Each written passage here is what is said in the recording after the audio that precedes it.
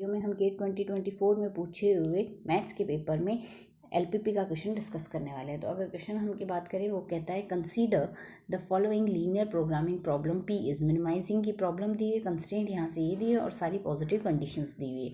तो यहाँ से हमें बताना है ऑप्टिमल वैल्यू क्या आएगी। तो अगर कंस्ट्रेंट को हम रिप्लेस करें तो हमारे पास 2x1, पहले हम यहाँ से इसे देख लेते हैं, x1 + x2 greater than equals to 1। तो इसे इक्वेशन में चेंज करेंगे, जब x की वैल्यू हम 0 लेंगे, x1 की वैल्यू, तो x2 की वैल्यू 1 आ जाएगी। सिमिलरली x2 की वैल्यू 0 लेंगे तो x1 की वैल्यू 1 आ जाएगी।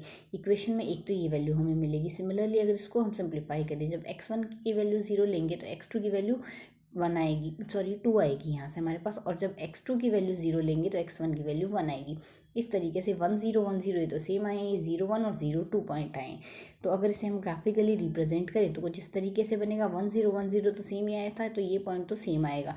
नेक्स्ट अगर हम यहाँ से पॉइंट देखें, एक तो 0 1 आया था, एक 0 2 आया था। इनकेस x वाई कोऑर्डिनेट्स ले लें, x1 x2 एक्सिस ले लेते हैं हम यहाँ से, एक तो आएगा x1 एक्सिस रिस्पेक्टिवली, दूसरा है हमारे पास x2 एक्सिस।